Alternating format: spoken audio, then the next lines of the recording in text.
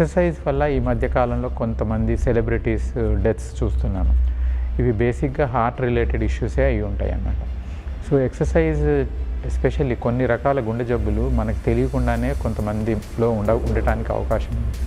అటువంటి వాటిలలో hypertrophic cardiomyopathy అనే జబ్బు ఒకటి ఉంటుంది. ఇది హార్ట్ మజిల్ థిక్ అయ్యి ఎస్పెషల్లీ ఎక్సర్సైజ్ ద్వారా కూడా థిక్ అవ్వచ్చు. దాన్ని అథ్లెట్స్ హార్ట్ అంటారు, లేదా వాళ్ళకి ముందు నుంచే ఈ జబ్బు ఉండవచ్చు. ఇటువంటి వాళ్ళు ఎక్కువ స్టెర్నస్ ఎక్సర్సైజ్ చేయటం వల్ల, అంటే వెరీ హెవీ ఎక్సర్సైజ్ చేయటం వల్ల వీళ్ళకి హార్ట్ అటాక్ సంభవించే అవకాశం ఉంది. ఇంకొకటి ప్రాబ్లం, మనకు యాక్చువల్లీ అటువంటి జబ్బులు లేని వాళ్ళు కూడా ఎక్సర్సైజ్ ఎంత ఇంపార్టెంటో రెస్ట్ కూడా అంతే ఇంపార్టెంట్. సో ప్రాపర్ రికవరీ లేకుండా ఎక్సర్సైజ్ చేయటం అనేది చాలా డేంజరస్ ప్రపోజిషన్ అన్నమాట.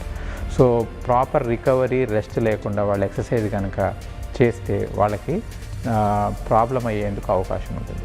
మోస్ట్ ఆఫ్ ది పీపుల్ వాళ్ళకి సరిగా రెస్ట్ లేకుండా, లేకపోతే ఆల్కహాల్ తీసుకోవటము, లేకపోతే వాళ్ళకి ప్రాపర్ స్లీప్ లేకుండా, ఇటువంటి ఇబ్బందులు వాటిని సార్ట్అవుట్ చేయకుండా వాళ్ళు ఎస్పెషల్లీ అలా చేయటం వల్ల ఈ ప్రాబ్లమ్స్, హెల్త్ ఇష్యూస్ రావడానికి ఎక్కువ అవకాశం ఉంది. సో మీరు ఎక్సర్సైజ్ ఒకరోజు చేయకపోయినా ఏం పర్వాలేదు, కానీ మీరు ఫిట్గా లేకుండా, ఎక్సర్సైజ్ అడిక్వేట్ రెస్ట్ లేకుండా, మీరు అడిక్వేట్ మైండ్ సెట్ సరిగా లేకుండా మీరు ఎక్సర్సైజ్ చేయడం ద్వారా మీరు ఎక్కువ నష్టం తెచ్చుకుంటారు.